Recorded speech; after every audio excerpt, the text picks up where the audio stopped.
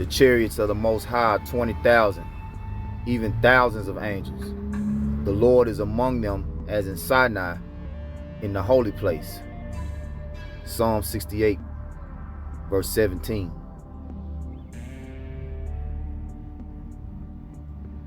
Zechariah chapter 5. Then I turned and lifted up mine eyes, and looked, and behold, a flying roll. And he said unto me, What seest thou? And I answered, I see a flying roll. The length thereof is 20 cubits, and the breadth thereof 10 cubits. Verse 3. Then said he unto me, This is the curse that goeth forth over the face of the whole earth. For everyone that stealeth shall be cut off as on this side, according to it. And everyone that sweareth shall be cut off as on that side, according to it.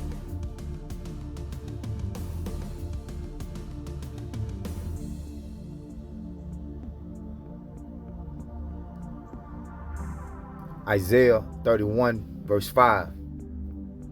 As birds flying, so will the Lord Yahweh of hosts defend Jerusalem.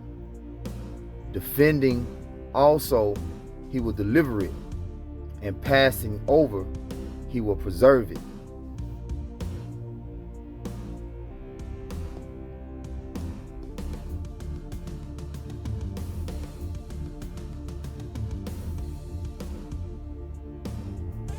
When they see it, they shall be troubled with terrible fear,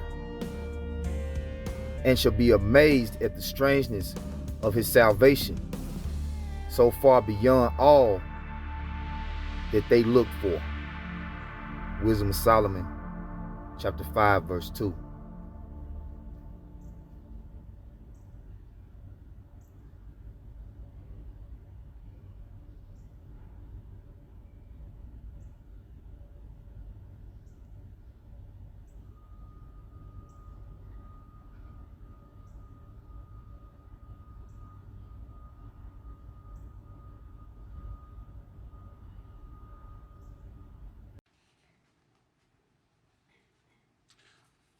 Hi, we've gone through a preliminary data collection stage. And to summarize some of the things that we've learned, the current data collection efforts regarding UAPs are unsystematic and fragmented across various agencies, often using instruments uncalibrated for scientific data collection. Balloons recently, that data is classified. And that's because of a desire to not reveal. The current existing data and eyewitness reports alone are insufficient to provide conclusive evidence about the nature and origin of every UAP event. They're often uninformative due to lack of quality control and data curation. To understand UAP better, targeted data collection, thorough data curation, and robust analyses are needed. Such an approach will help to discern unexplained UAP sightings, but even then, there's no guarantee that all sightings will be explained. For convening today's UAP independent study public meeting and inviting me to continue to participate. I also emphasized to Congress that only a very small percentage of UAP reports display signatures that could reasonably be described as anomalous. The majority of unidentified objects reported to AARO and in our holdings demonstrate mundane characteristics of readily explainable sources. While a large number of cases in AARO's holdings remain technically unresolved, this is primarily due to a lack of data associated with those cases. Without sufficient data, we are unable to reach defendable conclusions that meet the high scientific standards we set for resolution. Meanwhile, for the few objects that do demonstrate potentially anomalous characteristics, AARO is approaching these cases with the highest level of objectivity and analytic rigor. This includes physical testing and employing modeling and simulation to validate our analyses and the underlying theories, and then peer reviewing those results before reaching any conclusions. This is an example of one that I showed at the hearing recently. This is a spherical orb, metallic, in the Middle East, 2022 by an MQ-9. I will come back to the sensor question that David raised here in a moment. This is a typical example of the thing that we see most of. We see these all over the world, and we see these in making very interesting apparent maneuvers. This one in particular, however, I would point out, demonstrated no enigmatic technical capabilities and was no threat to airborne safety. While we are still looking at it, I don't have any more data other than that.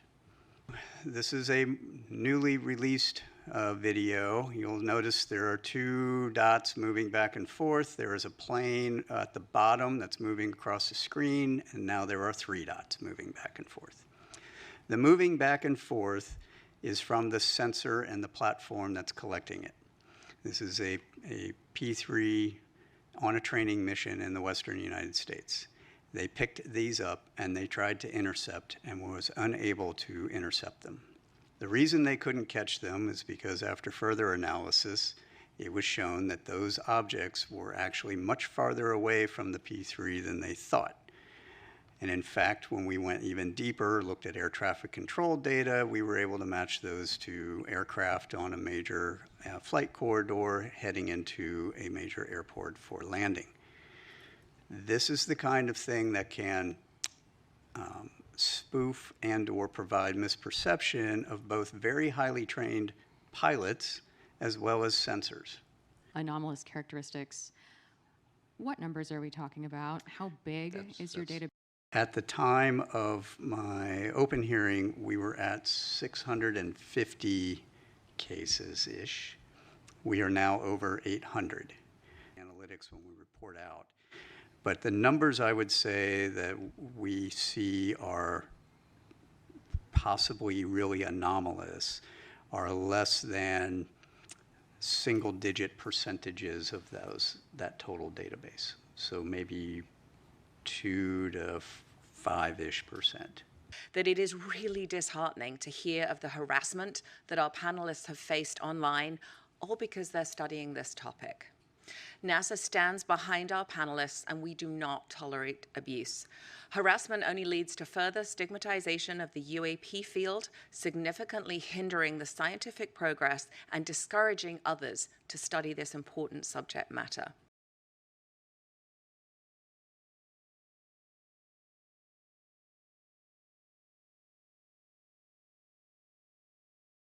Surely life does exist out there somewhere, but it's been hard to accept this idea that they're coming here, whoever they are. If that is what UAP represents, which I don't know, it's a mystery. We don't really know the origins of these UAP, unidentified anomalous phenomena. It's no longer just eyewitness testimony or even mass eyewitness testimony, but there is evidence on many levels for what it is that we're observing. 2004, the Tic Tac UFO.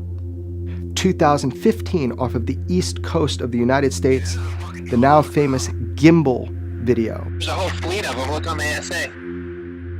My gosh. 2016, the Mosul Orb. 2019, the swarms off of the west coast of California on 10 Navy warships.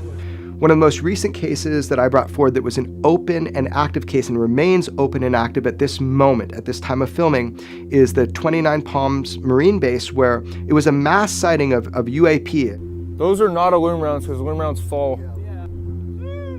And nobody shoots in a 5-gun section. So at this time, it is an open case. We have not definitively solved it, but like most of the cases I look at, most can be solved.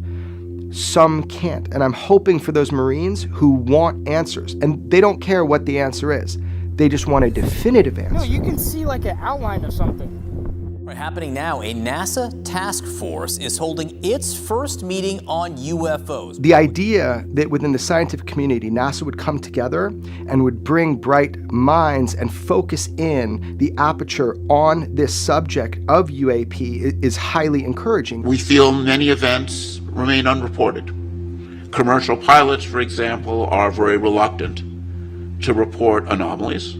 And one of our goals in having NASA play a role is to remove stigma. There was a representative from the FAA that came forward and said in February alone, they had 68 reports of UAP. To get 68 reports from the FAA just in February alone, that's showing that this reporting process is working, that the stigma is reducing, and that pilots are reporting UAP, that people now have a sense of permission. It's okay to talk about UAP. In fact, it's a duty to report it.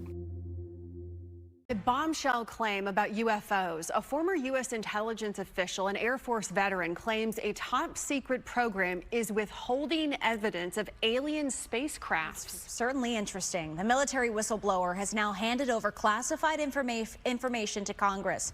Fox's Lauren Blanchard has more. David Grush handed over extensive classified information to Congress and the intelligence community inspector general, saying it exposes top secret programs that have retrieved and studied debris from alien spacecraft, which he says have been intentionally withheld from lawmakers and the American public. His claims coming just days after a first of its kind NASA hearing on UFO sightings around the world. It's now our collective responsibility to investigate these occurrences with the rigorous scientific scrutiny that they deserve. And some lawmakers agree the military and intelligence community need to be more transparent. I think we should be open to hearing it and telling the American people as much as we possibly can. I think people are ready to hear whatever's out there. Maybe it's a man-made aircraft, maybe it's otherworldly. Stay tuned. NASA is expected to release its final report on its UFO study by the end of July. In Washington, Lauren Blanchard, Fox News.